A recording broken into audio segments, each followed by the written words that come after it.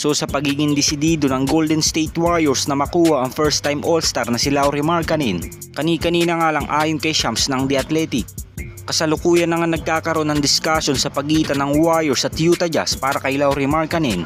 at inoffer na rin ng Dub si Moses Moody at ilang multiple draft picks. Ngunit sa kasamaang palad ay dinecline nga ito ng Utah Jazz dahil ang pinakang hinihiling nga ng Jazz sa Warriors ay sila Jonathan Kuminga at Brandin Podziemski. Well, sa inilabas nga na latest report ni Shams ng The Athletic,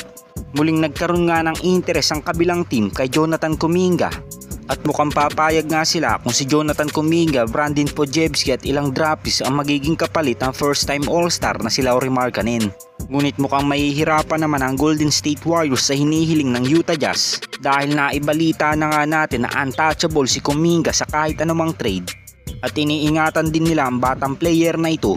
dahil nagkaroon nga ito ng breakout season na kung saan siya nga ang naging second option ng Golden State Warriors kay Stephen Curry, habang si Brandin Podziemski naman ay nagkaroon ng matinding impact sa kanilang second unit, at nang magkaroon pa ng malalang injury si CP3 nitong nagdaang season, si Podziemski nga ang sumalo sa kanyang role bilang 6-man at isa nga rin ang batang player na ito sa pumapalit sa posisyon ni Klay Thompson kapag nag-i-struggle ang 4-time NBA champion. Ganun pa man sa hinihinging kapalit nga ng Utah Jazz para kay Lauri Markkanen, ayon nga sa naging panayam ni Shams ng The Athletic sa isang interview,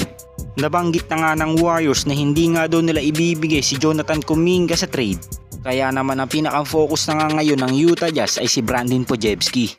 At nabanggit na rin ng CEO ng Utah Jazz na si Danny Ainge na pagtutuunan na nga nila ng pansin ang batang player na ito dahil nabanggit nga lang natin kahapon sa ating update, marami na nga forward ang Utah Jazz at mas kinakailangan talaga nila ngayon ang mga point guard dahil si Colin Sexton at THT nga lang ang tumatayong playmaker nila sa kanilang team.